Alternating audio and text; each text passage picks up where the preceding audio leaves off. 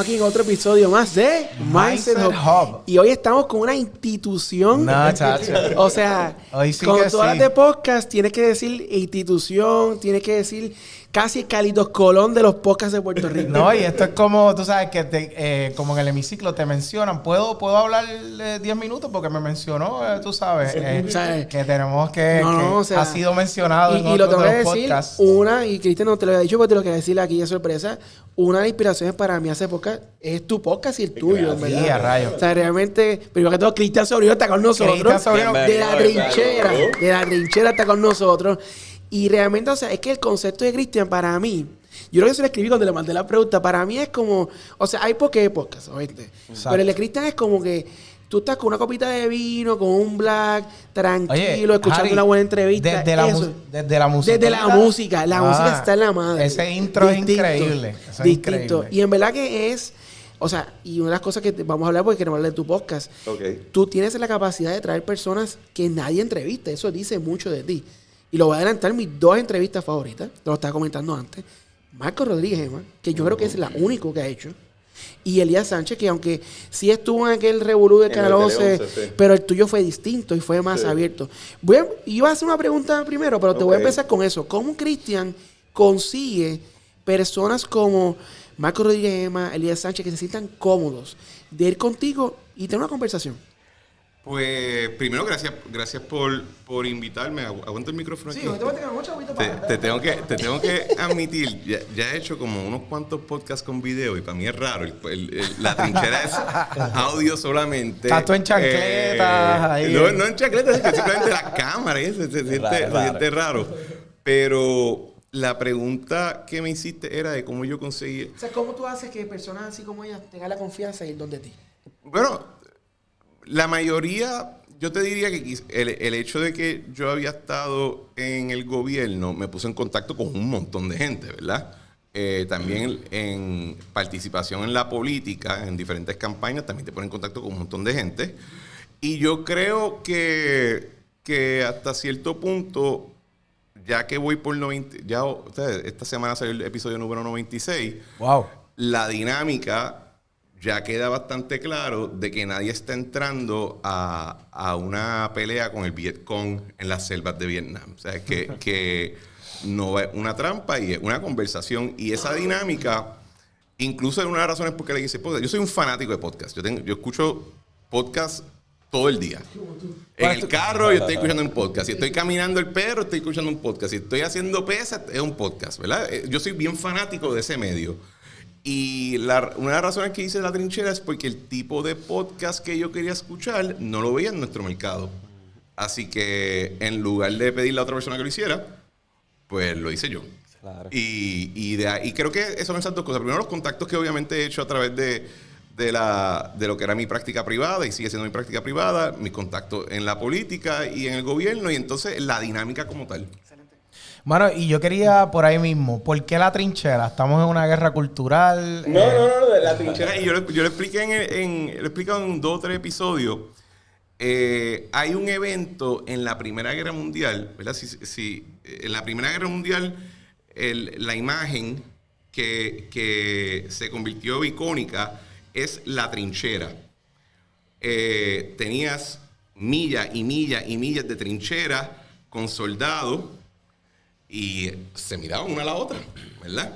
Y hubo un evento en una Navidad que le dicen la paz navideña, que fue que de momento era la noche de Navidad y no me acuerdo si eran los británicos, escuchan canciones de Navidad y cuando miran hay un chorro de alemanes con árboles de Navidad y sin pistola y cantando y los británicos se paran y se encuentran los dos ejércitos en la tierra de nadie. Y estuvieron compartiendo y bebiendo y cantando, se hicieron amigos, jugaron soccer. Y esto pasó por un montón de... Los generales volviéndose locos, diciendo, no, se tienen que matar, tú sabes que esta loquera. Y nada, eventualmente la paz de Navidad se acaba y después vuelven a estar cayéndose a tiro. Pero para mí era esa imagen de que tú puedes tener una visión encontrada, vida o muerte, con otra parte, pero de vez en cuando Tienes tu pan navideña y de ahí es que sale el término. Increíble. Cristian, cuando te preparas para... Oye, yo lo adelanté porque tenía otra pregunta, pero la que ya no hice, pero verdad que me llama mucho el tema del podcast. Cuando te preparas para este tipo de entrevistas, por ejemplo, y quiero recalcar esas 2 entrevistas, Marco Rodríguez Gema, Elías Sánchez, personas que no le dan entrevistas a nadie, básicamente. ¿Cómo es tu preparación, tu mindset para ella? Y dónde Cristian dice, ok, esta es la línea que yo voy a trazar. Yo voy a llegar hasta esta pregunta y esta línea yo no la voy a cruzar en mi podcast. Bueno, yo creo que yo primero busco... En mi podcast, la vasta mayoría de ellos, yo preparo un bosquejo. Y de hecho se lo comparto al invitado. Aquí no se lo digo a me invitado. Y yo lo que estoy tratando es buscar qué me interesa o de la experiencia o de las opiniones o de los cuentos de esa persona. Así que esa es la primera parte. Segundo, busco a ver si son personas que han estado dando alguna entrevista antes o no. ¿Qué temas no se han tocado? De hecho, como yo estaba contando que cometí el error de que yo entrevisté a Javier Jiménez y no había escuchado todavía el de ustedes y después me molesté porque dije, diablo, usted ha repetido 3 preguntas y oye, ¿verdad? Todo el mundo tiene audiencias diferentes, pero trato de buscar ángulos donde nadie haya atacado ese tema. Si es una persona que escribió un libro, me leo el libro, que aparentemente no es muy normal. Yo entrevisté a Agustín Laje y él me dice, oye, por fin uno que me leyó el libro. Y yo, ¿cómo diablo alguien te va a entrevistar si no leyó el libro, verdad? Nosotros entrevistamos la semana pasada a Betitito Márquez y teníamos el libro y todo aquí.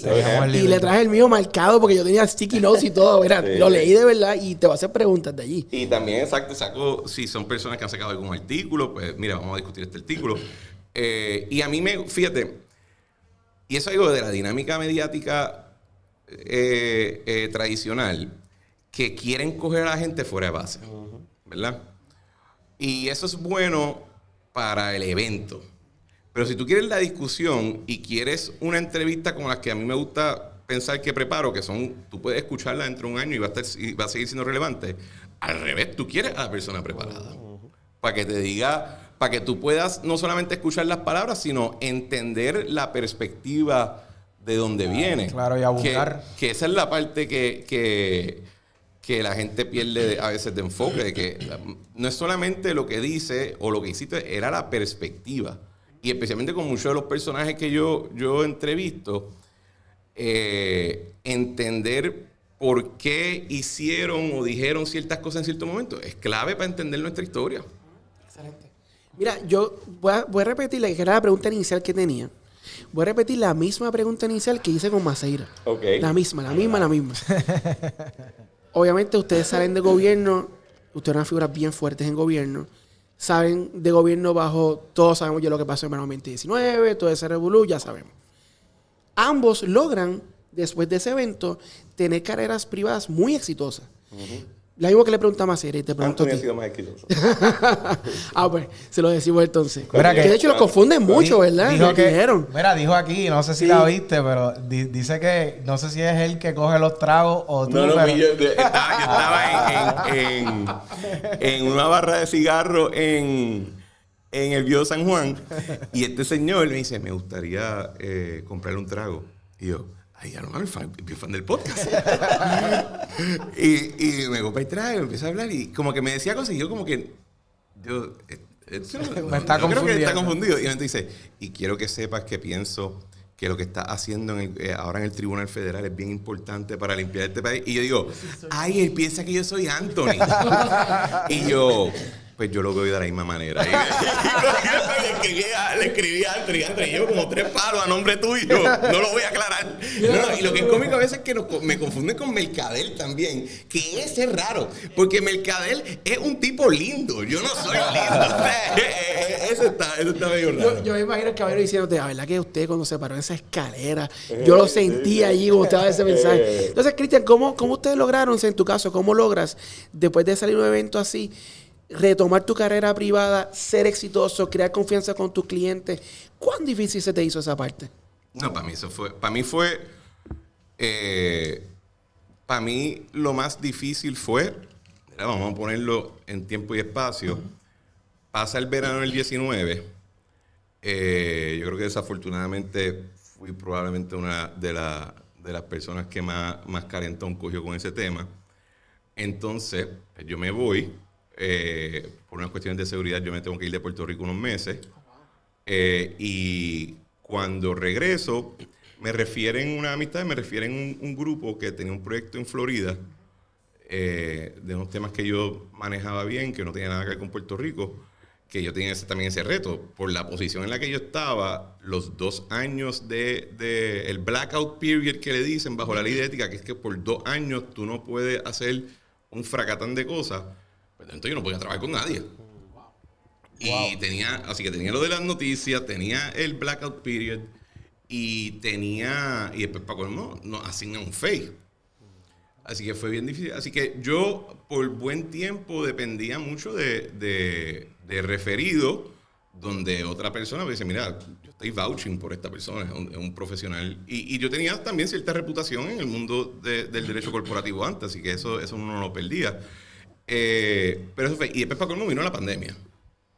Que ahí fue también se complicó la cosa. En ese periodo de tiempo, uno de los clientes con quien estaba trabajando, que era una institución financiera, fuera de Puerto Rico, su General Counsel se retira.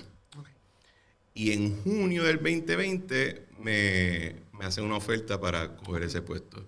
Así que por 3 años yo estuve de General Counsel en una familia de compañía que tenía banca hipotecaria, seguros, tecnología, y la mayoría del negocio era fuera de Puerto Rico. Así que yo estuve como que, mira, yo volví a hacer lo que yo hacía justo antes de estar en el gobierno.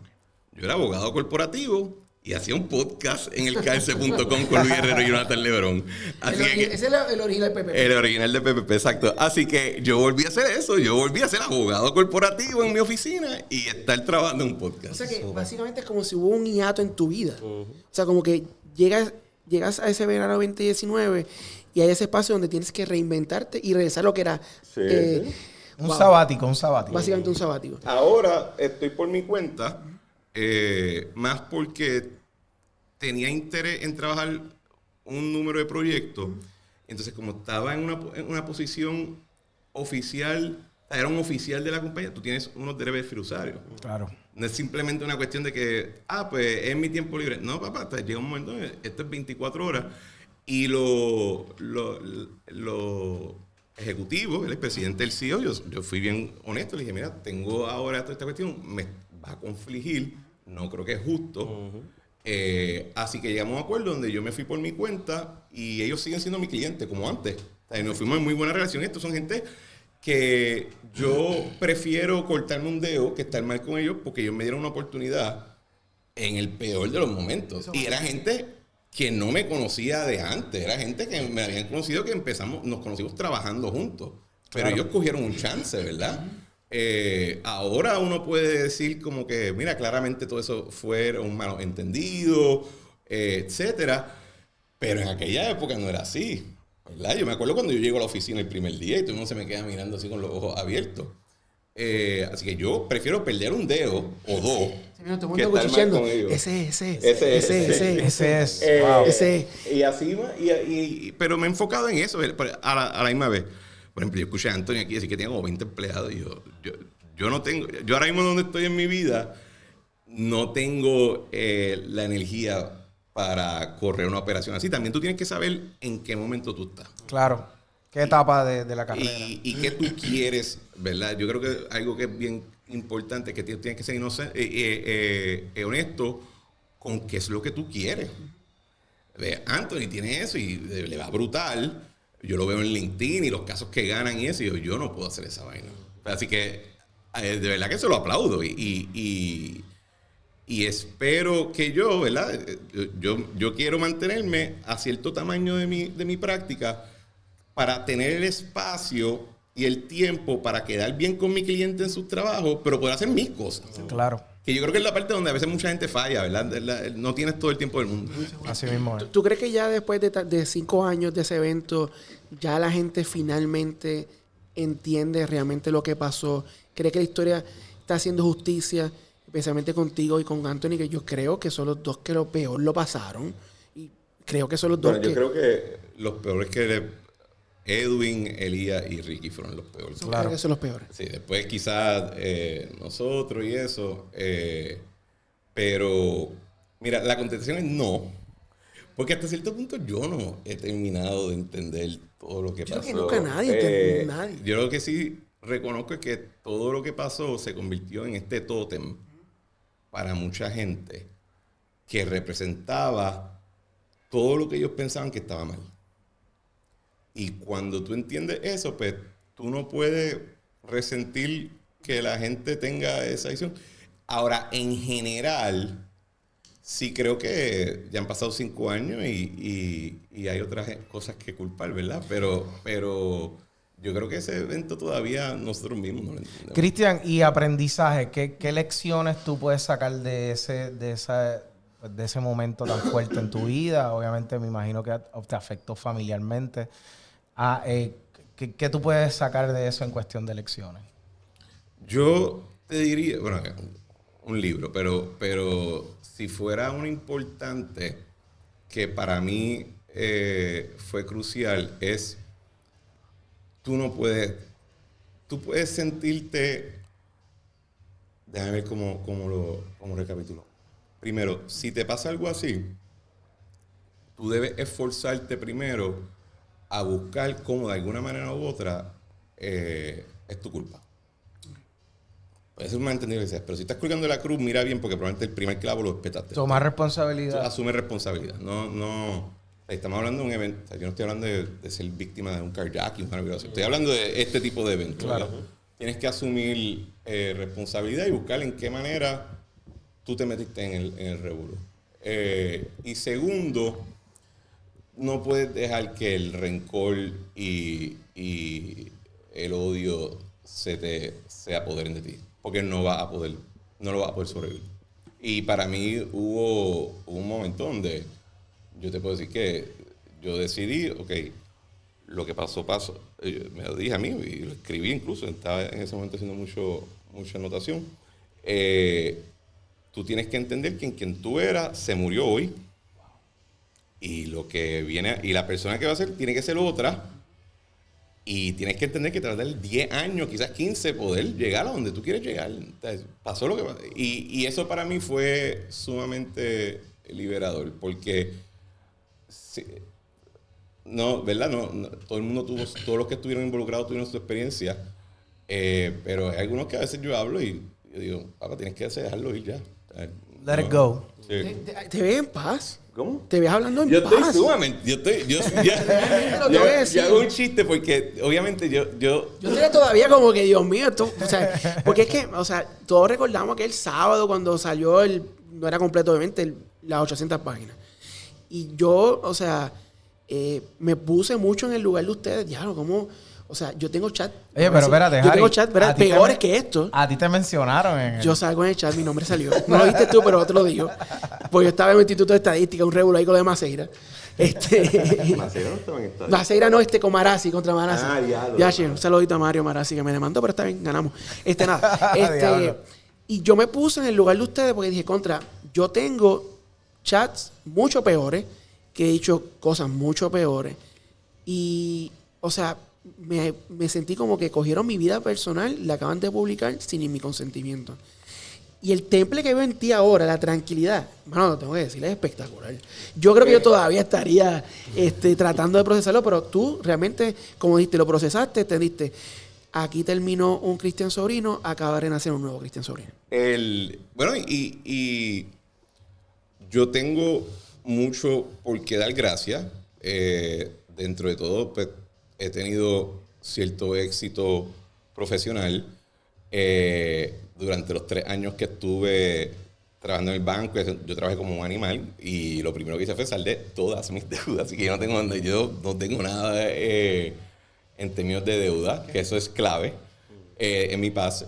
Yo nunca había podido, durante toda mi vida, ¿verdad? Había tenido pareja y había tenido relaciones serias, pero yo nunca había podido establecer de verdad una relación que yo diga, esto es ya una cuestión de encontrar compañera de vida. Encontré a alguien en ese periodo de tiempo, es bien importante para mí. Yo, durante todo ese periodo de tiempo, me reenfoqué en quién eran mi círculo de amistades más close. Ninguno me falló. Muchos en las periferias no aguantaron la línea, pero mi círculo no falló, mi familia no falló. Y eso para mí se convirtió en lo que ahora mismo el enfoque. Que tú sabes quién es quién. Hubo gente que te defraudó, que tú dijiste, yo apuesto que ese va a estar conmigo hasta el final y ese no fue que estuvo. Y hubo gente al revés que te sorprendió, wow, esa persona estuvo conmigo. No, sí, no, nadie me defraudó en el sentido de que mis amistades fuertes, mi círculo fuerte fueron duros en el apoyo. Otra gente, pues, lo encontraba hasta cierto punto medio cómico, como reaccionaban, era como que, ahora. Pero te tengo que admitir que cuando yo entro al gobierno y tenía cierta prominencia, ahí mucha gente como reaccionó. Yo me dije, pero ¿por qué ahora tú me estás tratando como si fuera hermano de la película? Así que ese periodo no pasó por el chat, pasó antes. Y de nuevo, fue algo tan universal. O sea, es lo que todo el mundo le gusta decir, a mí no me importa lo que la gente piensa de mí. Papá, cuando 10 millones de personas están todos de acuerdo en que tú eres un huele bicho, o sea, ese día tú vas a aprender de verdad que te importa lo que piensen de ti. Y te importa mucho. Cuando John Oliver en HBO está haciendo chistes de ti, y tú estás recibiendo llamadas de tus panas de college diciendo, mira, ¿qué diablo pasó aquí? ¿Quién hizo chistes de ti? John Oliver en HBO. Eso fue un career highlight para mí. Es cierto. De nuevo, hay veces que cuando me preguntan, ¿qué debo hacer? Yo, pues busca cuál es el mejor cuento. Pero eso es un parcho de honor, porque... No, Yo me mandaba a hacer una t-shirt con la frase y todo. Pero cuando pasa eso, de momento es algo tan universal y tú estás recibiendo toda esta atención negativa, tú tienes que buscarte para adentro y volver a las bases. Y lo que dije ahorita, tienes que buscar cómo de alguna manera u otra tú te metiste en el revolú. Oye, Cristian, y hablando de eso, de cómo tú luego de todo este suceso te reencuentras, háblanos un poquito entonces del Cristian universitario. La pregunta clásica que siempre voy a tirar, que se la hizo a Maceire y hizo universitario, 20, 25 años, ¿cuál era tu mindset? Siempre quisiste trabajar en el gobierno, ¿cómo llegas a ese punto en tu vida? Cuéntanos un poquito de eso. Yo cuando estudié en la universidad, yo estudié literatura y cine, yo quería ser profesor. Y al día de hoy mi pasión principal es leer. Cuando yo iba a estudiar, cuando ya llegué el momento del bachillerato donde tienes que estar buscando programa graduado, que me reúno con los advisors, ¿verdad? Los diferentes profesores, y me dicen los programas, qué es lo que está pegado en el mundo de la crítica literaria, etcétera. Yo dije, esto soquea. Estos no son los temas. Sí, en ese momento estaba bien pegado todo lo que le dicen critical theory, queer theory. Eso eran unas teorías literarias que yo no tenía ningún interés en esa área. Las áreas de crítica que a mí me interesaban, la mayoría no habían tantas cátedras. Las que habían las ocupaban personas jóvenes, así que no se iban a abrir. Y yo decía, pues, hermano, se acabó esto. Y ahí fue que decidí ir a Derecho. Cuando voy a Derecho, yo pensaba que iba a ser litigante laboral. Yo estudié literatura y no estaba metido en nada comercial.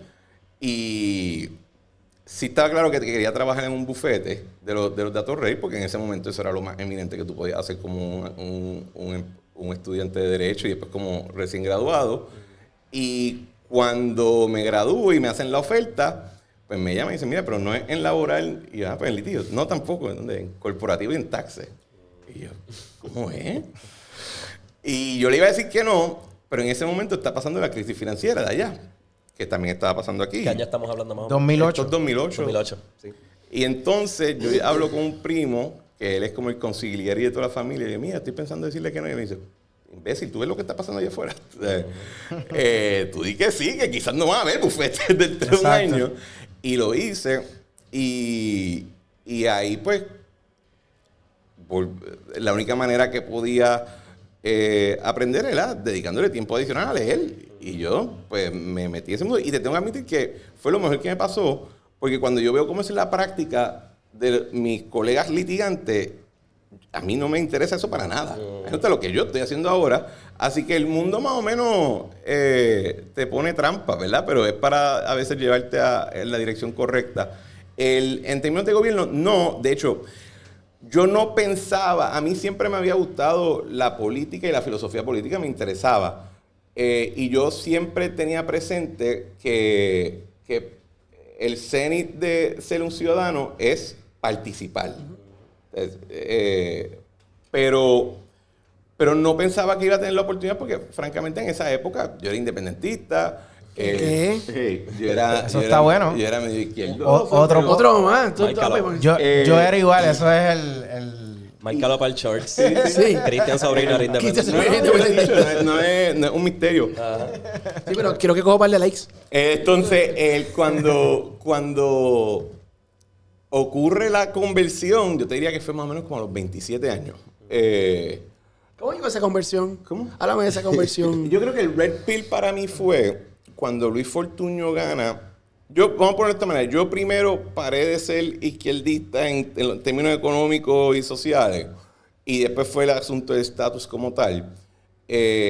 Luis Fortuño corre, gana, da una tunda asquerosa. O sea, una cosa. O sea, al punto que yo creo que el Partido Popular no se ha recuperado de esa tunda totalmente. Pero acuérdate que se fue también la elección de Aníbal, que se la buscó también, Sí, que no quería salir. pero lo que te digo es que simplemente yo creo que el cantazo que hubo en esa elección todavía nunca se han recuperado. Y yo creo que ahora menos se van a recuperar. Bueno, vamos, eso es otro tema. Pero Otro el podcast. punto es que yo me acuerdo que gana contundentemente.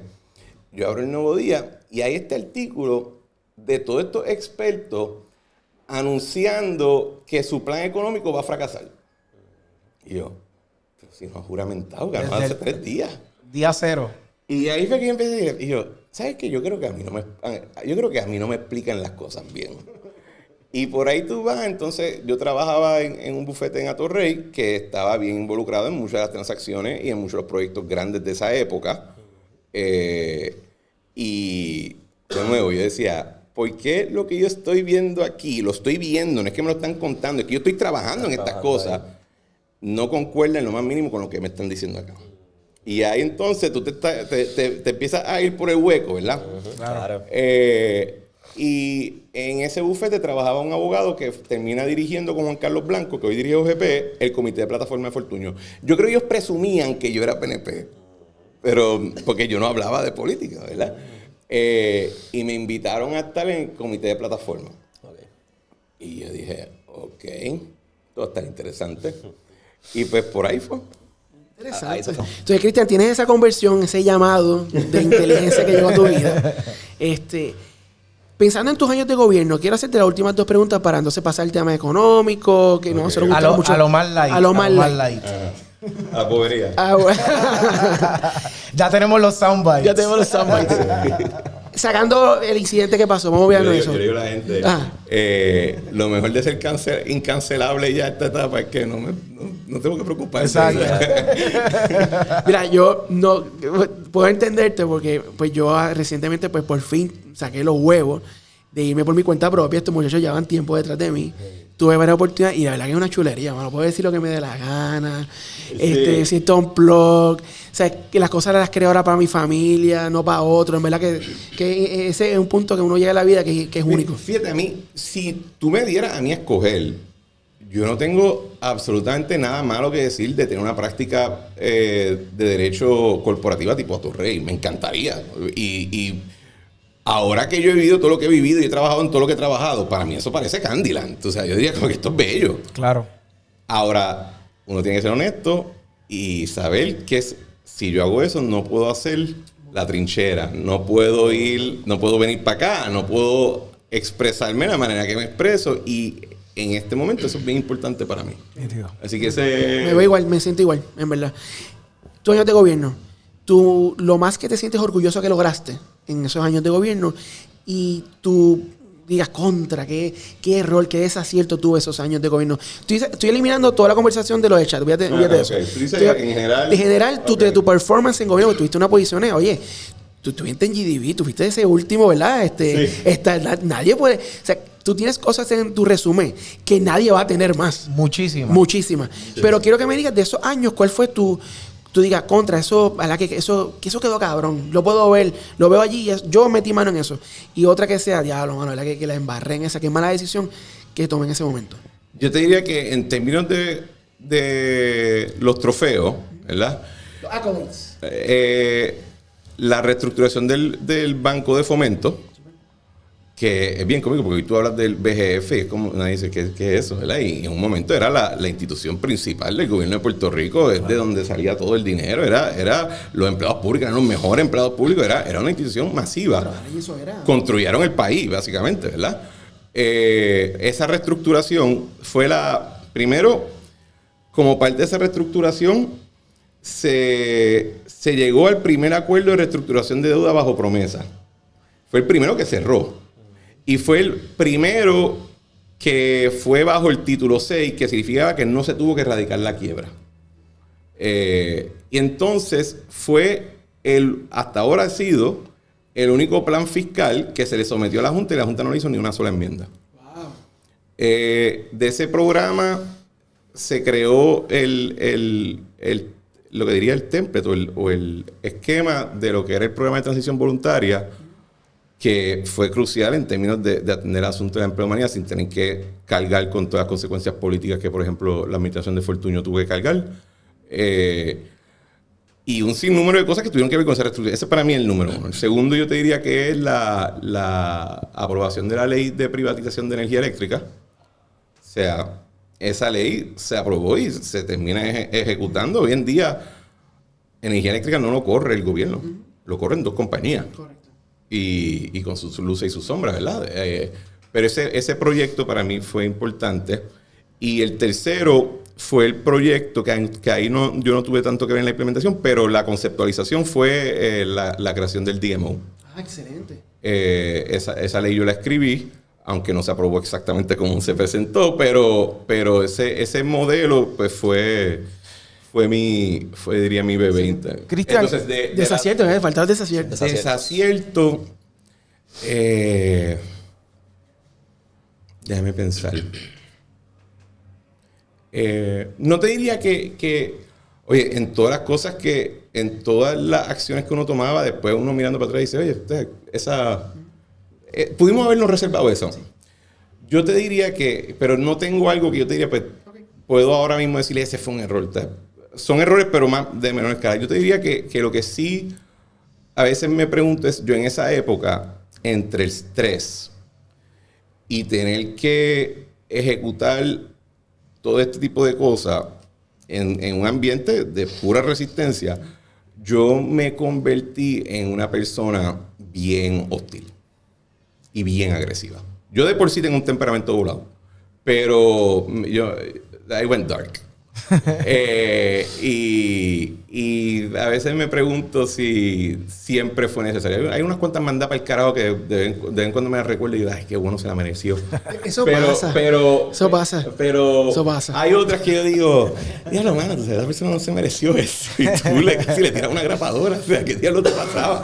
Esa parte no... Es que la gente no entiende, o sea, en un punto tú eras, o sea, ¿cuántos sombreros tú tuviste, incluyendo las juntas de directores que tú eras parte? Bueno, sí. Principalmente yo era director ejecutivo de AFAF y el presidente de la junta, de su junta, era presidente de la junta de retiro, de la APP, de AFI, estaba en un sinnúmero de otras juntas, estaba en la junta de supervisión fiscal. Tenía un rol en Fortaleza también. Y también te diría que servía como uno de los portavoces principales del gobernador, ¿verdad? Así que sí, cuando yo sí que una vez yo hice el cálculo de cuántas personas me reemplazaron, fueron 7. ¿Con el mismo sueldo? Con el mismo sueldo. Se lo dividieron entre los 7. Porque no llegan 7 cheques. No llegan. Y ese fue el revolú. Sí, yo tenía una cartera. Estaba en la Junta del CRIM. Wow. Estaba, por ejemplo, en la Junta del Museo de Arte de Puerto Rico. O sea, ¿cuál era la reunión fund para él? La que tú decías, la del CRIM. Hubo un tiempo que yo no estuve en esa junta. Estaba Jerry Portela. Mira. Y después cuando vuelvo y llego, ellos me dicen como que, volviste a nosotros y yo volví. Yo estoy pompeado. Esta va a ser la mejor. O sea, era una reunión donde yo estaba sentado con Ramón Luis, el alcalde de Bayamón, Carmen Yulín, Willy, hijo de Cagua, estaba Carrasquillo, o sea, personajes, o sea, gente de peso, ¿verdad? O sea, no era simplemente complicado. La misma experiencia, pues yo fui director de finanzas del CRIM cuando Javier era el presidente del CRIM. Y aquella junta era Javier, estaba Carlos López de Dorado, estaba Persa de Cabo Rojo, que era bien chula porque ella era bien agradable, entonces como que era así como que bien amigable. Y era bien interesante porque uno veía la dinámica en esa junta de cómo ellos eran 4 alcaldes de un partido, 3 de otro, y tuve la dinámica y era bien interesante. Así que te entiendo. Yo amaba las reuniones de junta, eran buenísimas. Esa era mi favorita. Y mi junta de BGF también era bien buena. Última pregunta antes de pasar, es que tengo tantas para Cristian, pero la prometo que es la última. No, pues estamos aquí. ¿Regresarías, si te da la oportunidad de la vida de nuevo, regresarías a gobierno? Y si lo harías, ¿qué posición te gustaría tomar? Quizás también por el potencial que entiendes que la puedes desarrollar, pero quizás esa posición que se te quedó con esa espinita como que yo pude haber llegado a esa posición y por lo que pasó no me dejaron llegar. ¿Regresarías a hacerlo? Bueno, yo no creo que hubo... La realidad es que no creo que se me quedó nada en términos de posiciones. Yo creo que yo volvería si fuera algo así como que el distrito de convenciones. Man, es que yo veo con tantas cosas negativas que yo veo a Baini a veces y está anunciando todas estas cosas buenas y yo quisiera anunciar algo bueno también. Y fuera algo así. Pero ¿verdad? Depende mucho de la posición que tú vayas a ocupar. Pero... ojo, depende de quién sería el gobernador, cómo sería tu relación con ese gobernador o con esa gobernadora, cuál es la agenda de trabajo de ellos. O sea, claro. Yo tenía buena relación con Ricky, yo estaba, él y yo quizás no veíamos todo en la misma página, pero en los temas que yo trabajaba, sí, así que había esa conexión, hablábamos todos los días, así que eso era una experiencia que me da pena. Sí, o sea, volver para el gobierno por el gobierno, no lo haría simplemente. Ahora, si, qué sé yo, pasan un par de años y cambian las cosas, pues no te diría que no. Pero si alguien me dice gobernador o gobernadora random, volvería. Sí, pero para cosas chulas, no volvería para cosas light. Mira, pues vamos a hablar de cosas... Es un montón de trabajo. Pero son cosas positivas. No es cerrar la agencia, exacto, bregar con la junta, o sea, es cosas positivas. Enough of being the bad guy. Pues vamos a hablar de cosas positivas, Cristian. Hubo un programa, una plataforma bien importante que tú fuiste parte, que se llama Discover Puerto Rico. Yo tengo una agencia de publicidad y entiendo, ¿verdad?, lo valioso que es la publicidad, específicamente de un estado. Y cuando digo estado, pues un estado soberano, cualquier tipo de estado. A veces viajo a Nueva York. Cuando viajo a Nueva York hay un en JFK hay estos gigantes, dice Discover Puerto Rico. ¿Cuál fue tu papel en la creación y el desarrollo de Discover Puerto Rico y cómo te has visto, cómo han llevado esa plataforma o ese programa? Pues lo que te mencioné ahorita, cuando yo entro a la campaña de Ricky, estábamos en una reunión ya empezando a hacerle presentaciones de ideas a él directamente, y yo había visto el concepto del DMO en la plataforma de Luis Fortuño. Y eso, cuando yo estaba en el bufete, un proyecto que yo trabajé un poco era la propuesta del Puerto Rico Hotel and Tourism Association de cómo ellos proponían que fuera el DMO. Así que eso se me quedó en la cabeza. Pensé que era una buena idea. Con el tiempo también aprendí la purruchada de dinero que básicamente se prendía en fuego todos los años. En publicidad. Con el dinero de turismo. Y le propuse la idea. Todo el mundo me cayó a tiro. Pues, ¿cómo tú vas a soltar ese presupuesto? Y él dijo, lo vamos a hacer. Y ahí fue que yo dije, ok, He means tiene lo... Iba a usar otra palabra. No, puedes decirla, estamos en YouTube. Y entonces yo lo que hice fue preparar el plan de trabajo y el primer borrador del proyecto de ley. Como se aprobó al final, tuvo unos cambios, pero en general el concepto es el mismo. Yo te diría que pues cosas que quizás no hubiese preferido. Primero, esta cuestión de enviar los directores de la Junta a la legislatura. Creo que no hay nada, no se gana nada ahí. Creo que el no haberle dado también la función de promocionar a Puerto Rico para turismo interno y que existe esa dicotomía no me tiene mucho sentido. Pero en general yo creo que el proyecto ha sido exitoso. Va a tener unos retos eventualmente cuando ciertos fondos federales que se le están dando no estén disponibles. Pero yo creo que ha sido exitoso. De que quizá algún otro anuncio no me ha gustado, pero es lo que le digo a todo el mundo cuando digan, el anuncio no es para ti. El anuncio es para allá fuera de Para aquí. la gente de afuera, exacto. Así que o sea, no tiene nada que ver contigo. Claro. Y yo creo que ese sería lo que arreglaría. Pero en general, el proyecto, o sea, privatizamos esencialmente el mercadeo y la promoción de Puerto Rico como destino hacia afuera. Y en términos del ahorro fiscal nada más, es monumental. Es monumental. Oye, Cristian, y hablando de esas iniciativas que tú formaste parte, ¿verdad? Y son tangibles que podemos ver en Puerto Rico durante tus años de servicio. Cuando tú fuiste asesor principal de desarrollo económico, que yo, cuando vi ese título, yo dije, wow, tener el oído del gobernador. Sí, era rimbombante a propósito.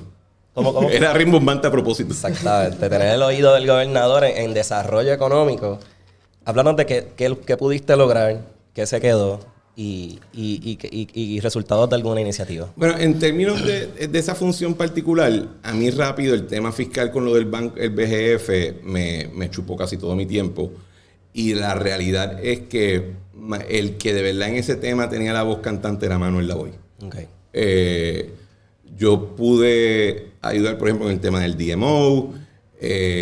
Defendía uno de los trabajos que en un momento Ricky anunció sin consultarnos, el incremento en el salario mínimo.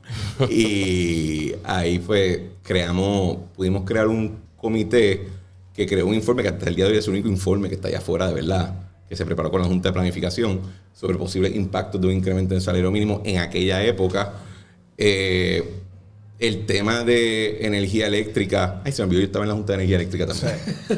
Eso lo vi en el research. El tema, yo entro el tema de energía eléctrica y por esa función de desarrollo económico y la estructura mediante la cual se lleva a cabo la privatización, yo la diseñé también con mi equipo. Así que eso yo creo que fue una... Pero el tema fiscal fue lo que después, con el tiempo, no obstante, hay mejores esfuerzos. Súper. ¿Sientes que se quedó algo a mitad? Ahorita dijiste que no, pero pensando... Bueno, hay algunas cosas que yo creo que, por ejemplo, algo que yo creo fuertemente es que si tú eres estadista, eso tiene que significar ciertas preferencias en términos de política pública. Tanto a nivel contributivo, a nivel administrativo... No estoy hablando nada de cuestiones sociales, simplemente cómo tú montas la arquitectura del aparato público. Y yo quería, en la medida que Ricky revalidara, ir ya empujando esa idea y consultándola con todo el mundo, porque la idea, tú puedes tener una idea hoy, verla hecha realidad te va a tardar un buen tiempo. Tienes que entonces empezar a convencer. Definitivo. Por ejemplo... yo pienso que si Puerto Rico quiere ser Estado, tiene que reformar el sistema contributivo de bienes raíces y asemejar el de Income Tax al de Estados Unidos, al federal. Y eso requiere un montón de esfuerzo. Así que eso se me quedó en el tintero. Pero en general, did some pretty cool things. Así que eso no... For real. Súper. Harry. No estoy tranquilito. ¿Qué pasó? ¿Estás calladito ahora? Sí, hice muchas preguntas y que dar paso a los demás. Sí, ahora está. Estoy esperando la pregunta de Boston porque, o sea, que me puse, o sea, que continúo con mi... Estamos con el Boston Yankees. Yo soy un prostituto deportivo. Ok. Y pues, básicamente, pues, hoy me puse a ver a los Yankees. Realmente soy Yankee porque estudié en tu research, vi que estudiaste en Boston. Boston pero College. Me dice que no eres un tipo muy de deporte, así que nada, pues, como quiera, pues... Me gusta ir a los juegos. Ok. Si yo estoy, por ejemplo, yo no sigo tenis, pero he ido ya 2 años corrido al US Open y la pasó brutal y me encanta el juego. No me sé el nombre de nadie. Pero estás ahí mingling. Y cuando tú estás en persona, te queda bien claro que lo que esa gente está haciendo, es- tú no lo puedes hacer. Y tú podías haber estado toda tu vida practicando y tú no llegabas a hacer lo que esos tipos a los 17 años están Me, haciendo. me pasó con el Real Madrid, fui a verlo al Bernabéu y son extraterrestres. O sea, yo decía, esto ¿Tú has visto una pelea de boxeo en persona? Yo he visto, espectacular. Ringside. o sea, he visto, pero no profesional. Es otra cosa. Tú, o sea, el movimiento, el cantazo, el Tú lo tú sientes. lo sientes. Y tú ves esas personas y dices, diablo, ante la gente así es que peleabas. Y eso, entonces, esa experiencia en Boston College, ¿a qué edad llega? ¿Ya habías estudiado en Puerto Rico o fue antes? No, yo fui directo, yo me graduó de San Ignacio, de high school, y voy directo a Boston College. A mí me encanta. El programa en que yo estuve yo estudié lo que quería estudiar como lo quería estudiar. Eran muchas clases de seminario, así que era discusión abierta sobre leyendo libros desde la época de los griegos antiguos hasta el siglo XX, ¿verdad? Así que yo tuve una preparación bien fuerte en lo que es la historia intelectual del mundo occidental y algunas partes fuera. Para mí lo interesante fue también el adaptarse a... Tú te crías en Puerto Rico y de momento estás viviendo con un chorro de americanos. Me pasó. Yo tuve un poco de shock cultural. También empiezas a interactuar con latinos que los que van a la universidad ya, no sé cómo es ahora, pero en mi época eran los hijos de los dueños de sus países. O sea, no era muy... La élite, sí. Exacto. Entonces, ese culture shock es más fuerte que el bregar con los americanos. Así Mucho mismo. más fuerte. Así mucho mismo. más fuerte. ¿Y estuviste en los dorms o estabas como...? Yo estaba en dorm. También yo trabajaba mientras que estudiaba. Así que yo fui telemarketer para llamar alumni y papás para pedirle más dinero para la universidad. Ya. Yo trabajé de Cristian con el cosito, llamando a gente. Y el pelo como era, me imagino como que largo, así. ¿El pelo? Ajá. Era pelú, sí. Era rockero, habla claro. No tenía barba todavía, pero era bien pelú. Jangueabas con la gente de Berkeley. Y yo pesaba como 100 libras más de lo que pesaba. ¿Verdad? También, siempre estaba en sweatpants y cosas. Te agringaste allá. Sí, full. Dice, these are my people. Porque yo creo que cuando yo fui a estudiar, hice la maestría afuera, yo creo que mi primer shock cultural fue cuando llegué a la primera clase y iba la gente en pijama. Y yo, sí, eso. ¿pijama? No, yo lo llevé por si yo iba en bata a las clases. También yo fui recepcionista en una oficina de Coldwell Banker. Yo trabajé en una barra un verano ahí en la puerta. Yo vendía ensayos y daba tutorías. O sea, lo que fuera para coger chavo, yo lo hacía. Muy bien, así mismo. Y interactuaba con gente bien diferente también, ¿verdad? Pero sí, para mí esa experiencia fue espectacular. Fue espectacular. ¿Fuiste alguna vez al Poor House a comer hamburgers? Claro. Mira, te tenemos aquí un reto de un hamburger. Cristian comió con nosotros aquí, Sí. pero se fue laicito, se fue una ensaladita. ensaladita. Una ensaladita Tenía César, que que ir, by the way, sí, la sí. ensalada César en Our House es espectacular porque el aderezo lo hacen aquí. Pero aquí tenemos un hamburger que es el Big Boss. El Big Boss Burger. Y realmente es, obviamente, el hamburger el andamiaje completo, pero adentro se le echa huevo frito y mac and cheese. Y mac and cheese. El mac and cheese está pesado. Pero sí, otro día vengo y nos los comemos definitivamente. Definitivamente. Tendremos emergencia allá afuera, una ambulancia por si acaso. Por si acaso. Oye, Cristian, o sea, nosotros aquí en Mindset nos gusta tocar mucho también el tema de cómo están las cosas en términos, reciente que estamos grabando, Tucker Carlson hizo la entrevista con Putin, eso fue espectacular. Ahora están haciendo todos esos stories de él, y además que me gusta el de la estación del tren. La estación del tren es espectacular. Está haciendo Ese está brutal. O sea, y hago esta pregunta a todos los invitados que han venido, obviamente, que están en la parte política.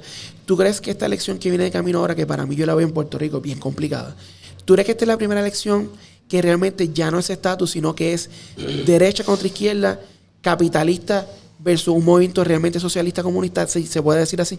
Tú dices en Puerto Rico. En Puerto Rico. Que es la primera elección que no es realmente Explícamelo estatus. un poquito más para estar. O sea, yo veo como que es una elección donde veo más marcado un movimiento de derecha, donde está Proyecto Dignidad, PNP, centro-derecha más o menos, pero entonces tenemos una alianza que es izquierda full. Usualmente las elecciones era, pues, está... No obstante lo que ellos digan. No obstante lo que ellos digan, correcto. Entonces, pero usualmente las elecciones, pues, tenía el Partido Popular, que era el status quo, tenía los PNP siempre vendiendo la estadidad, y en la independencia su 4 o 5%. Ya no es así, de hecho.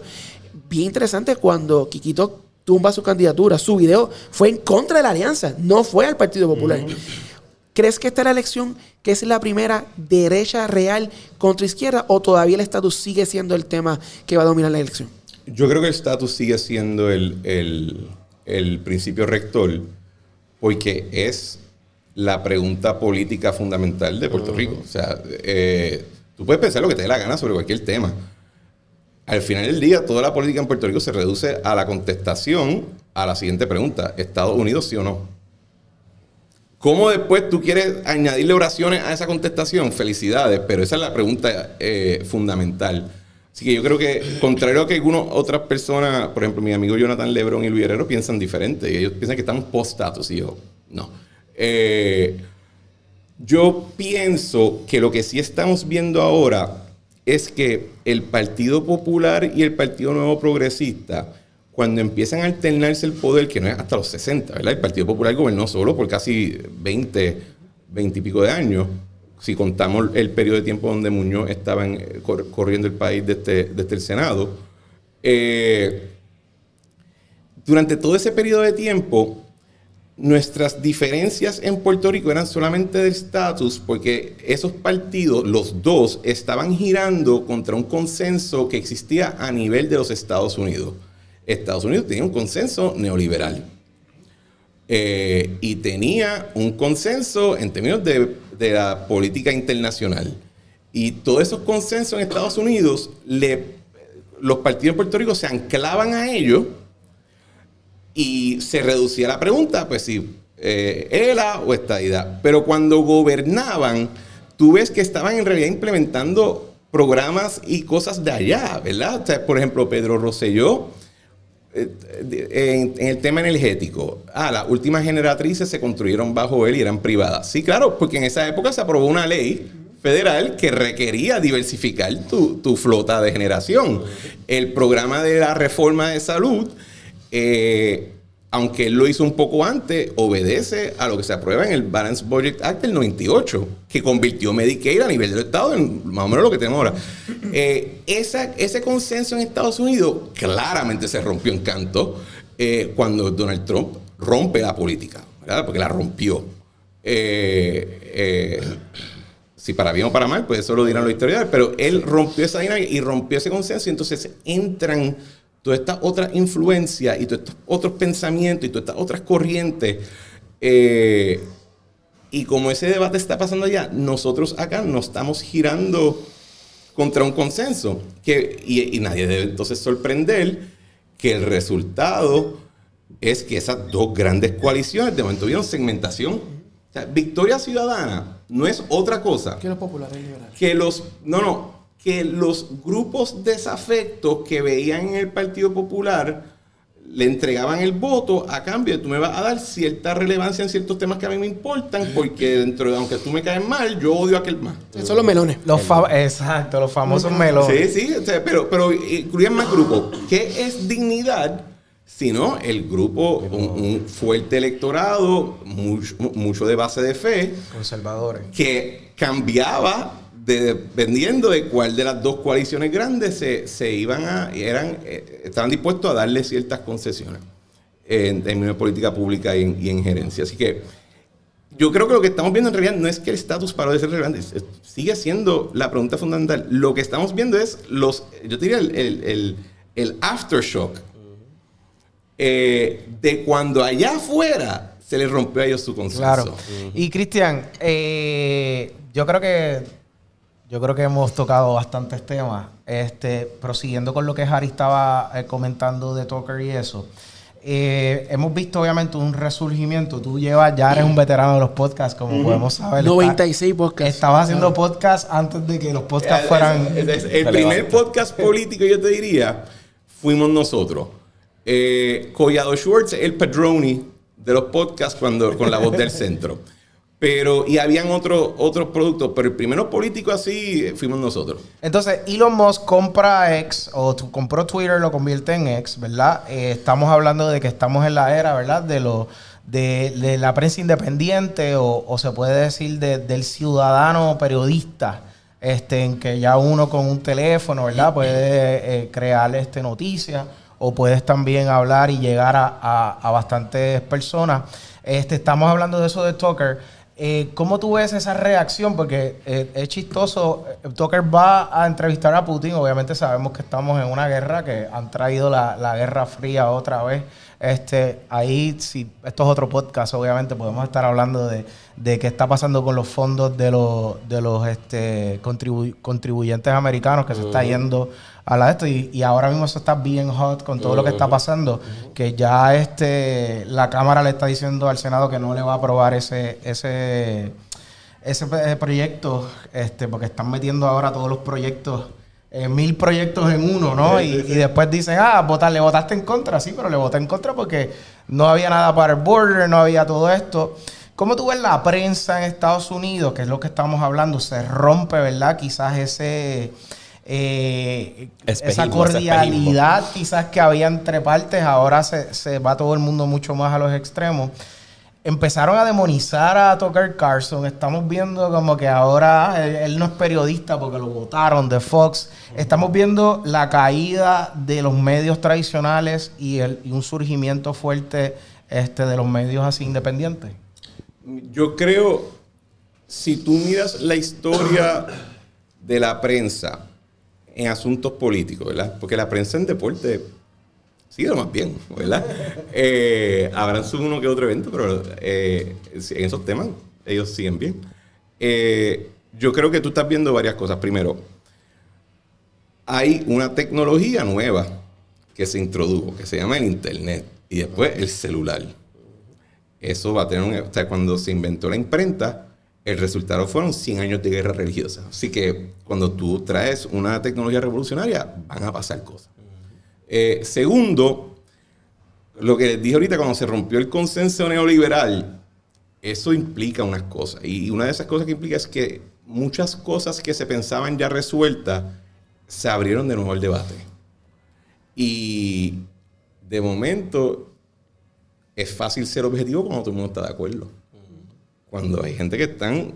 O sea, piénsalo. O sea, Aristóteles en un libro dice que tú nunca debes debatir con alguien que no te puede definir con exactitud lo que es cosas tan simples como un niño o una mujer.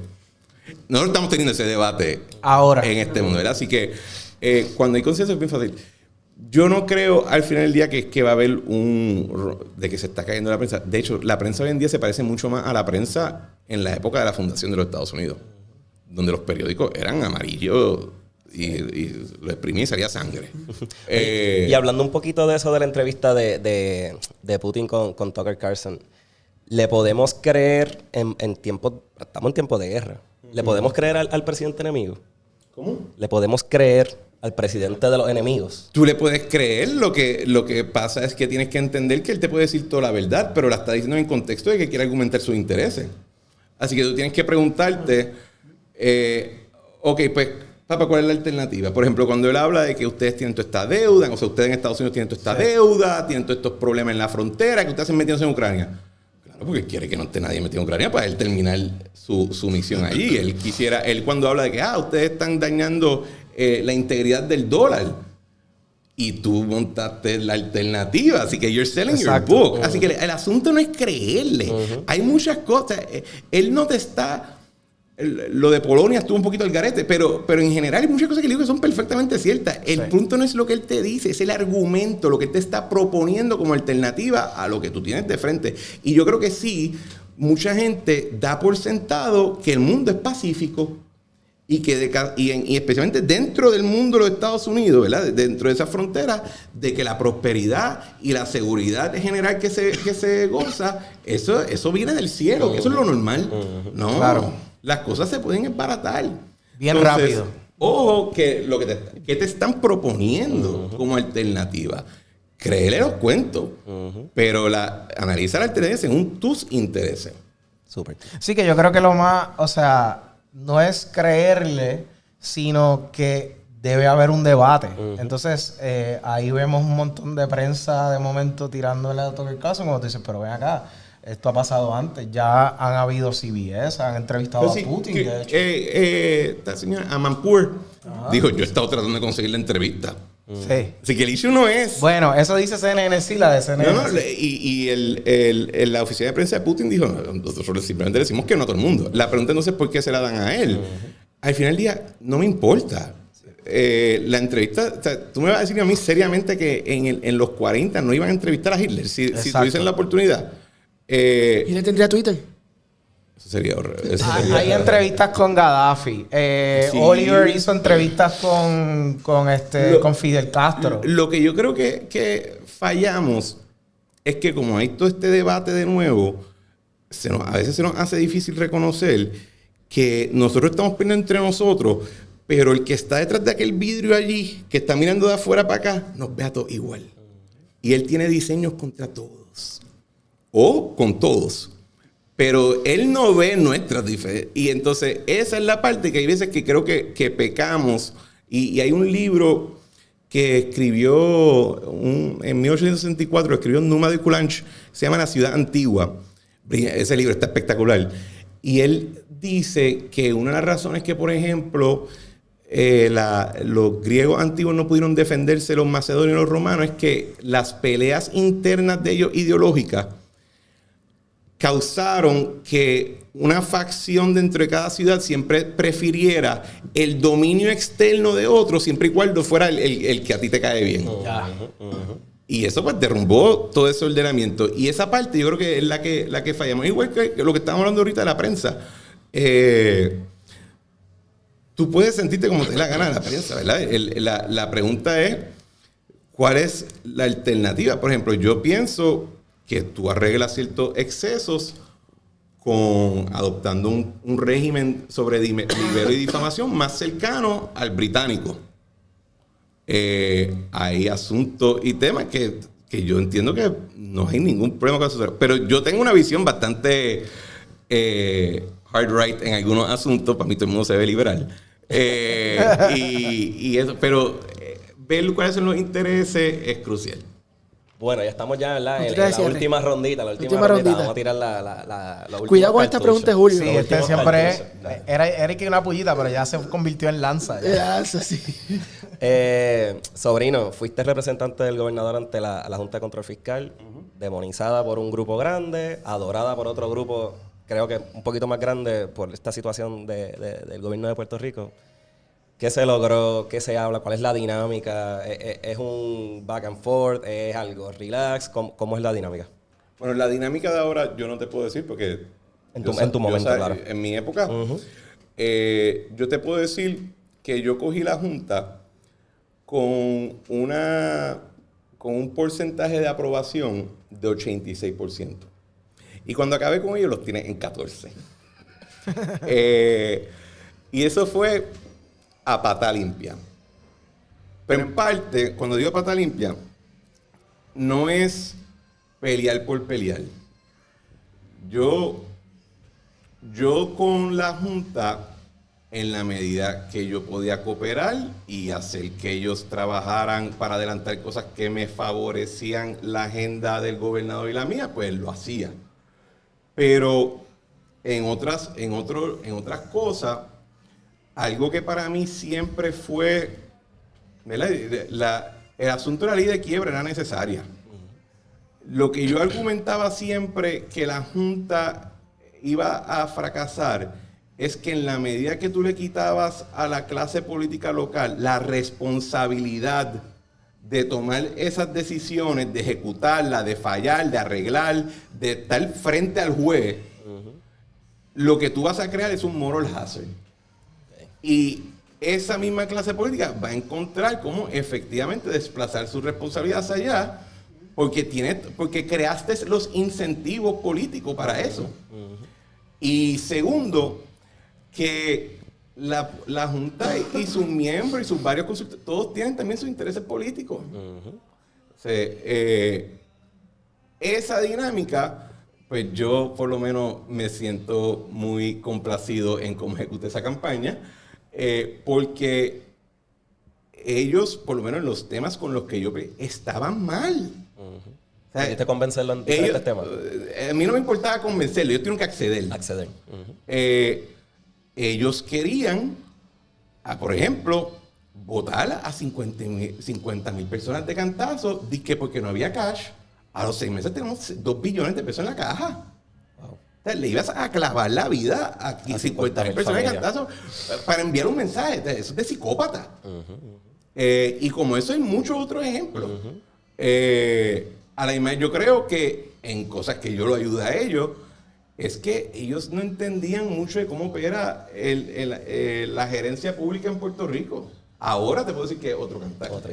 Y yo te diría que el logro más grande que ha tenido la Junta, y esa es de ellos, el presupuesto hoy es mucho más transparente y claro y organizado de lo que era antes, y hay veces que me tengo que preguntar si sería posible de no existir, o sea, una batería de abogados y de consultores y de contables que solamente dedican su tiempo a eso. Pero entre todos, o sea, yo todavía tengo relación con algunos miembros, con algunos con los que más peleaba, pero no era personal, era sport. Business. 50,000. ¿Cómo? Wow. 50,000. ¿Eso salió? La noticia y todo. 50,000. Wow. O sea, era 2 veces la ley 7. Ahora, es un efecto multiplicador de casi 200,000 personas. Nosotros con el programa de transición voluntaria, por lo menos para cuando yo me voy, reducimos la nómina 20% y por 20,000 puestos. Pero ojo, eran voluntarios, se iban con plan médico por un tiempo, con un severance organizado. Si ellos quieren hacer un shock tipo Milei Argentina. Sí, y ese tipo de dinámica no va a funcionar. Por lo menos, o sea, Milei, las cosas que quiere hacer, las quiere hacer ahora. Nosotros llevamos 15 años de galleta limpia contra la economía y la crisis fiscal. O sea, hay veces que te ponen muy extremo. Otro ejemplo era lo que ellos querían hacer con el tema de las pensiones. Que una cosa es que tú tengas que reformular unos cálculos, pero literalmente la postura de ellos, no hay que recortar las pensiones 8% porque si no, legalmente no cumplimos. Se prepararon todos los argumentos de cómo eso no era cierto, de cómo no era necesario desde el punto de vista financiero, insistieron hasta el final y al final del día, ¿verdad? Fueron otro equipo de personas, pero con los argumentos y la estrategia que montamos se defendió esa parte. Y de nuevo, ellos estaban mal. Así que no era una cuestión de que era por jorobar, es que se equivocan porque son seres humanos. Ahora, una cosa es tú equivocarte, otra cosa es insistir en estar equivocado. Esos son otros 20 pesos. Claro. Oye, te dan las riendas del país. ¿Cómo se rinden? ¿En qué manera? Estilo Tú eres el Bukele, emperador. sí, estilo Bukele. Bukele en Puerto Rico. Lo que tú digas es lo Pero que... con mejor música. Sí, Okay. lo que diga Cristian Sobrino es lo que va. Te dan el maletín con el botón rojo para que tomes las decisiones. Oiga, no que va el tomar. 90% del voto. El nuclear football. Toda la asamblea es tuya y los 2 tipos que no son de la asamblea es de tu alianza también. ¿Qué hay que hacer para echar esta economía hacia adelante? Porque no creo que sea la estadidad, ¿o sí? ¿Cómo? No creo que sea la estadidad, ¿o sí? Bueno, no, la estadidad resuelve un problema, no resuelve... O sea, yo siempre digo, tú no piensas más, resolver el tema de estatus es la puerta, no es el destino.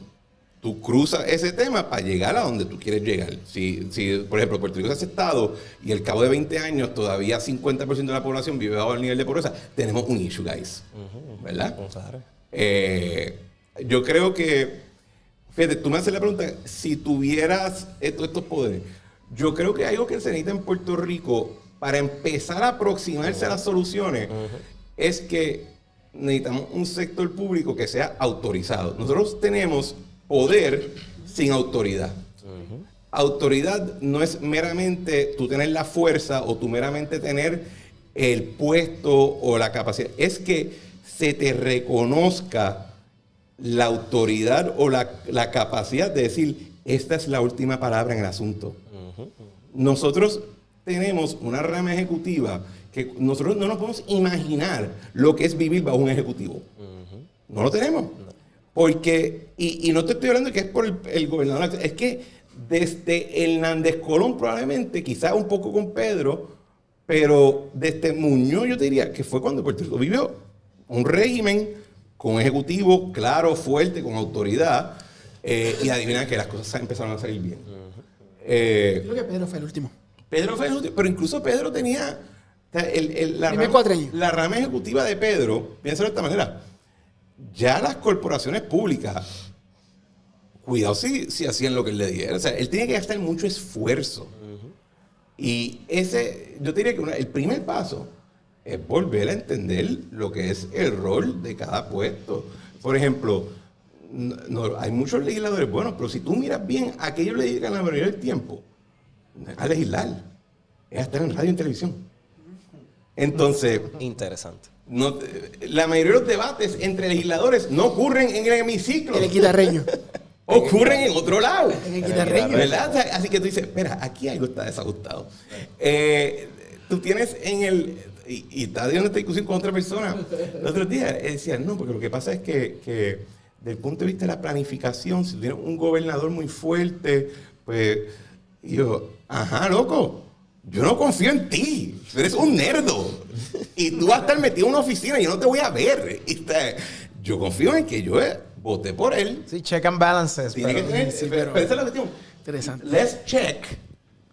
Porque el check and balance se crea pensando que cada institución va a tener sus poderes y su autoridad. Claro. Si no tiene la autoridad, pues no es necesariamente pensar en check, es devolver esa función. A veces tú hablas con jefes de agencia incluso. Dices, mira, esto se puede resolver de esta manera, pero fulano allí, ay, pues no sé qué hacer. ¿Cómo que no sabes qué hacer, loco? Todos los problemas tienen número de seguro social. Tenemos un problema de Todos los problemas tienen número de seguro social. Se reduce a una persona. Un problema de liderazgo grave. Eso está bueno. Sí, pero es una, si decimos liderazgo, estamos hablando ya de las cualidades personales del individuo. Sí. Es un asunto de autoridad. Hemos desautorizado toda nuestra sociedad. Ya. Súper. Wilfredo, pregunta de cierre. Bueno, no, dos preguntitas. Dale. La primera va a ser, que es la misma que le hacemos a todo el mundo aquí, Cristian. Dos figuras que vayan a dominar, estamos todavía en febrero, que vayan a dominar el 2024, una local y una internacional. Puede ser cualquier disciplina, puede ser política, puede ser deporte, puede música, lo que ser... sea. Exactamente. Bueno, a nivel internacional, yo creo que lo obvio es la contienda electoral entre Donald Trump y Biden. Así que eso no lo quiero ni mencionar para no ser trillado. Pero, ¿Se queda Biden? ¿cómo? ¿Llega Biden a noviembre? Vamos a ver. Para mí que él no va a correr. Yo creo que lo cambia. ¿Sobrinos del ala más republicana o demócratas si votaras en Estados Bueno, yo Unidos? te voy a decir algo. Volviendo al tema de los intereses, ¿verdad? Yo puedo estar down con la agenda de policy de Donald Trump o del Partido Republicano, lo que sea. Yo tengo un issue serio con que es el único candidato presidencial ahora en toda la historia de Estados Unidos que hizo un anuncio específico, o sea, básicamente diciendo que Puerto Rico se chave. Y lo hizo en las primarias de Iowa. Sí. Así que a mí me gustaría estar bien. yo no necesito tener la razón. Claro. Así que eso, para nosotros... Importante. Cuando yo vi ese anuncio contra DeSantis, dice, anda para el carajo. Pero eso es trillado, ¿verdad? Porque ya eso yo creo que eso es lo obvio. Yo te diría, la figura internacional a la cual yo le estaría prestando más atención es a Bukele en El Salvador. Porque yo creo que la gente no aprecia, cuando tú dices, es un dictador y eso, yo creo que no aprecian lo que de verdad está proponiendo en el tema de seguridad y en otro asunto, es en lo que te decía ahorita, de momento tiene un gobierno patentemente autorizado. Y que en lugar de enfocarse, tú sabes, en lo que te dicen los expertos y la ONG y este concepto terapéutico del Estado, dijo, no, yo voy a identificar 2% de la población y no me pregunte. Y de momento todo el mundo está feliz con el resultado. Y eso de momento te propone un cambio tan dramático a lo que ha sido el consenso y la discusión pública. Como por ejemplo, cuando él dice, ustedes están más preocupados por los derechos de los criminales que de la gente decente. Ok, pregunta forzada, define decente. esos debates, nosotros no hemos tenido esos debates en muy buen tiempo. Y son cruciales porque enmarcan de qué manera tomar acción. Le voy a dar un ejemplo histórico que a mí me encanta, que es el Whiskey Rebellion que tuvo Washington al principio de su presidencia, como el primer presidente. Se pasó un impuesto sobre el whisky y en las montañas de Virginia protestaron. La reacción de Washington fue levantar un ejército y ir a matar gente. Porque él decía, no, el ciudadano tiene derechos civiles, pero son un ejército rebelde. Y ese cambio, y nosotros no hemos visto la repercusión de eso. Y en Puerto Rico, yo te voy a decir que yo creo que la figura de este año son 3, y es el trío entre Molusco, Jay y Chente. Esos 3, cuando tú ves el número de su audiencia, los temas que tocan, y ahora que están haciendo estos cambios en cómo van a distribuir sus plataformas, Sí, que Molusco se fue de SBS. Puede cambiar muchas cosas. Así que esos son los... Yo diría los Excelente. Oye, Cristian, y hablando de Bukele y estas figuras que dicen, yo lo voy a hacer, no debemos cogerle miedo.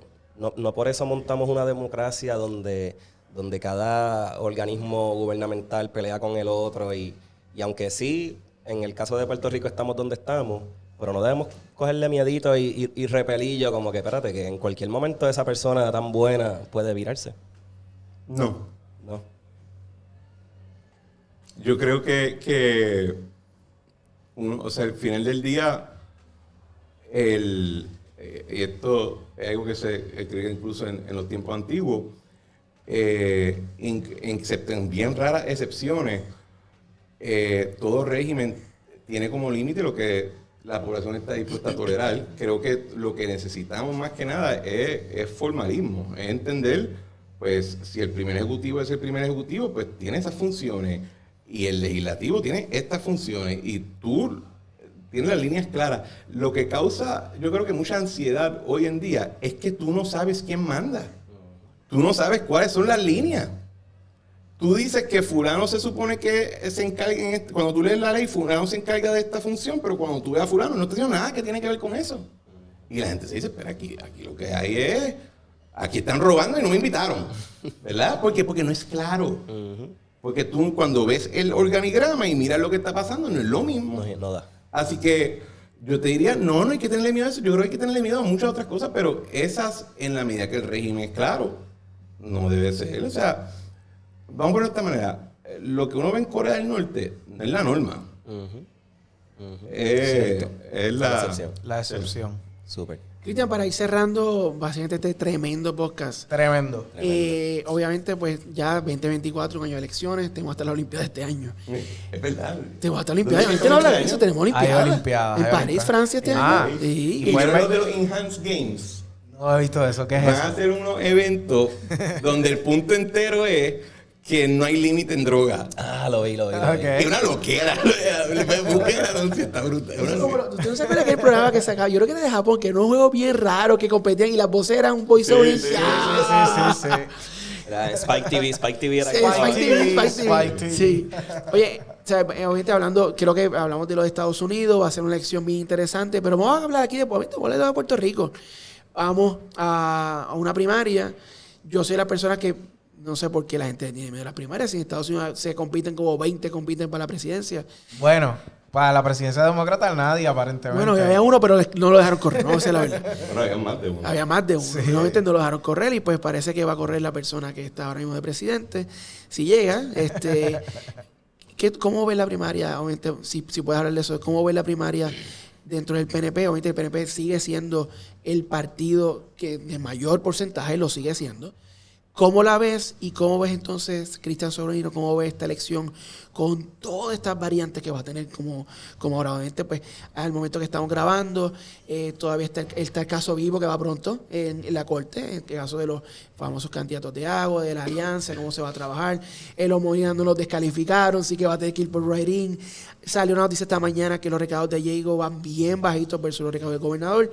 ¿Cómo ves, Cristian Sobrino, esta elección? Empezando por la Mira, primaria.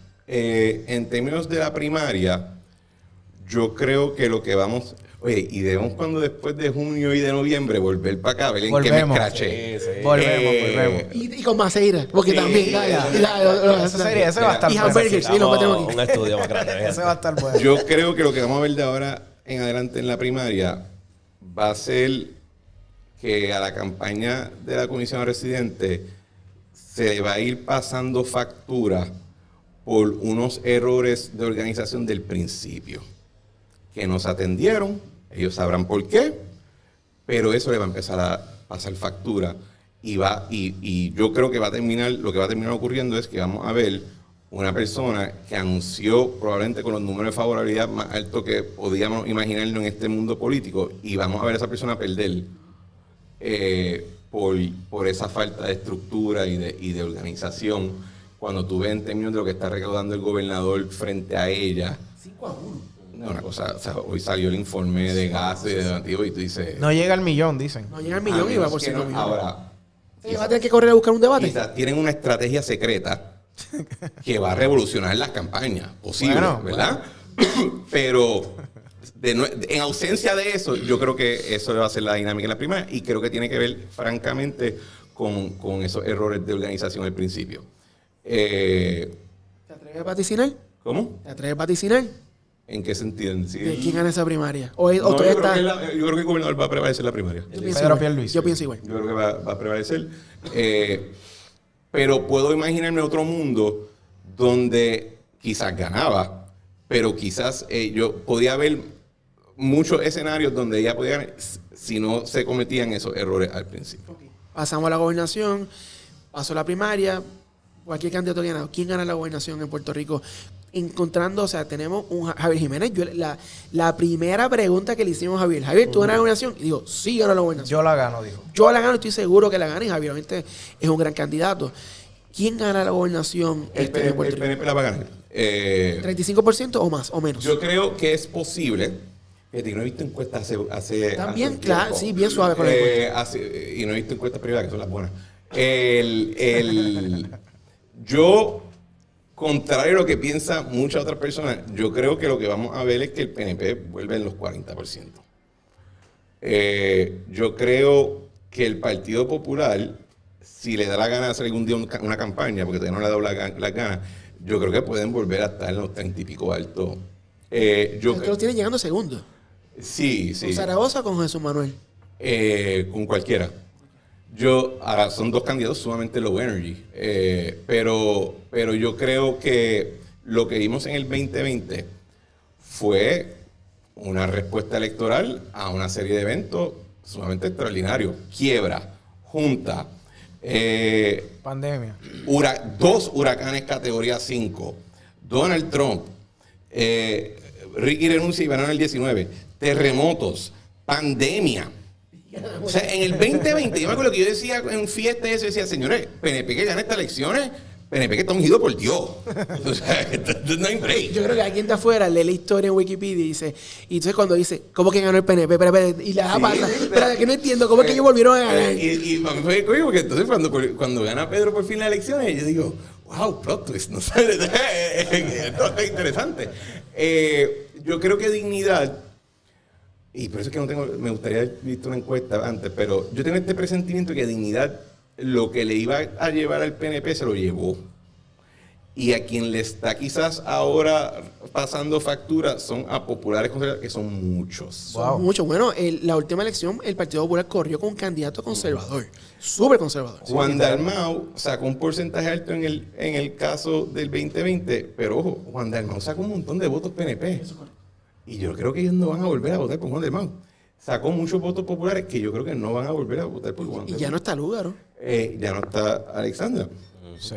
Que era fuerte ahí. Donde quizás yo puedo ver, me permito quizás imaginarme otro escenario, son en ciertas carreras de distrito y de precinto y quizás alguna que otra alcaldía, porque como no conozco la dinámica local, puedo ver... Nosotros aquí hablamos con Betito, ¿viste? Él va a una elección bien interesante porque en ese distrito que va a ser, él va a correr básicamente contra su papá. Su papá tiene que apoyar a otro candidato.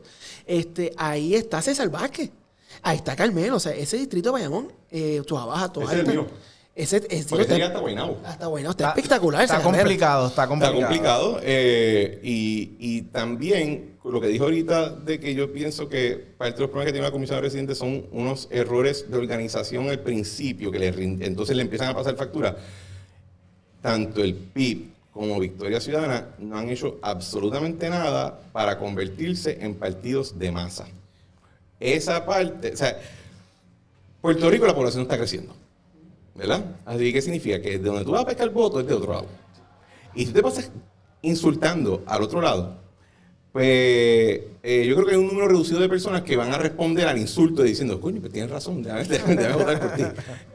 Y esa parte no la he visto moviéndose a partidos de masa. Yo creo que Dignidad en las primeras encuestas va a salir bastante alto, bien, no para ganar, porque sé de muchos estadistas PNP que ahora mismo está inclinado, está en Dignidad Curious.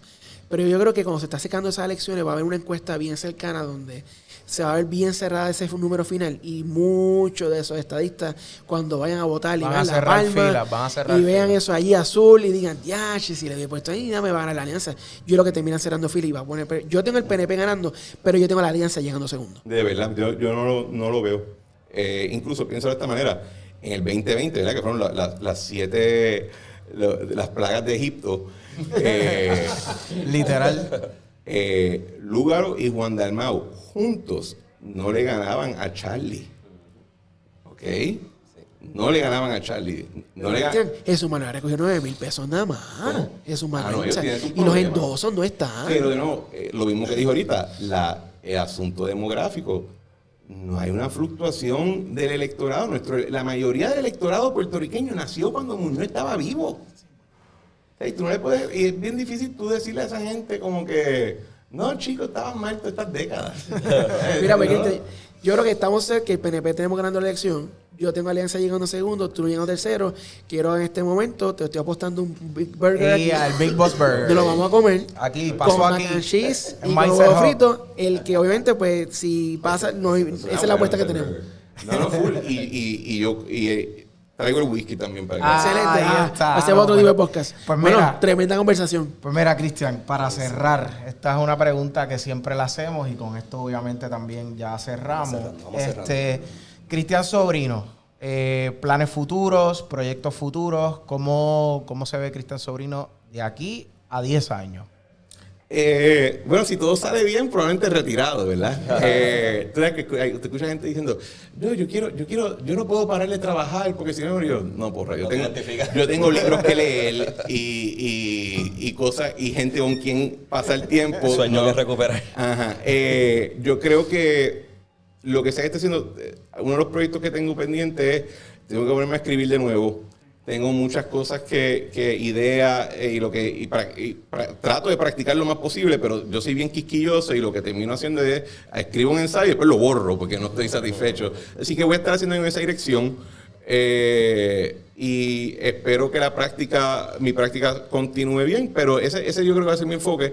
Tengo que en algún momento ver a dónde llevo la trinchera hacia adelante. Tenemos ya 96 episodios, es un proyecto. Ahora vamos a empezar con un segundo podcast dentro de la trinchera, que somos Luis Balbino y yo. Se llama El Bipartidismo Strikes Back. Vi primero, vi un cantito de algo, y está chévere. Puse el logo. O sea que es interesante porque Balbino, lo que no sepan, era el niño genio de Es Mayagüez. el niño genio todavía. Yo recuerdo, es que estaba en mi época, perdóname, yo recuerdo cuando él fue a Mayagüez, Balbino tenía creo que 11, 12, 14 años, era un nene.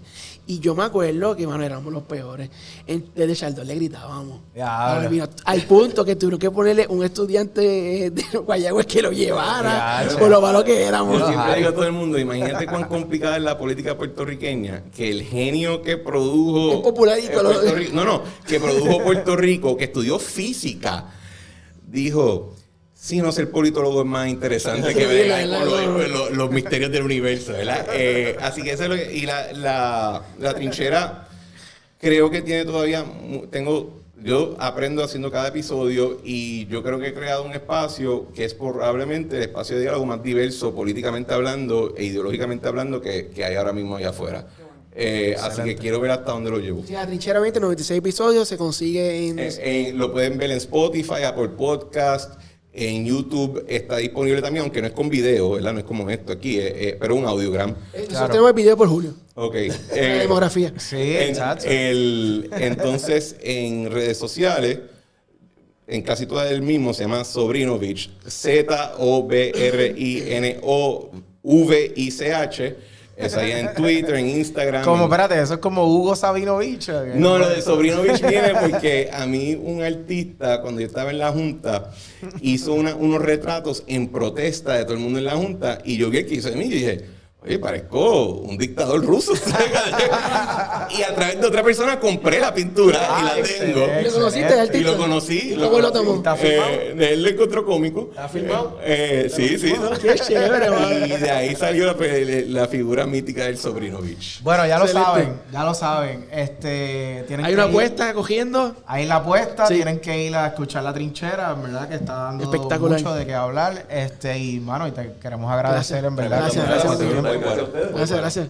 En Y- otras episodio? redes. No, espérate, Ah, nosotros, espérate, ya, de espérate. nosotros. Pero venga, Comenten. espérate, porque es que siempre que terminamos, nunca quedamos bien. En otro episodio más, ¿sabes? Yo solamente digo hop, no tengo break, lo dicen muy rápido. Nada, Mindset Hub PR en todas las plataformas. Ya mismo entramos en TikTok y Spotify, estamos entrando. ya estamos en Spotify. por fin, nos han preguntado estamos mucho. empezando ya a subir todos los episodios, así que esperemos que ya Comenten, Sí, sí. dale like, comenten. Excelente. la campanita, ya Todo. tú sabes. Ese live estamos- chat Y el está LinkedIn, cogiendo el LinkedIn. vida poco a poco. Porque, A ver si ya en el futuro entonces nos invitan a La Trinchera ya cuando estemos, tú y- sabes. mira, vamos por, Happy 400, vamos por 400 en LinkedIn. porque no crean que Mira la para allá. gente, El eso dice que no. LinkedIn.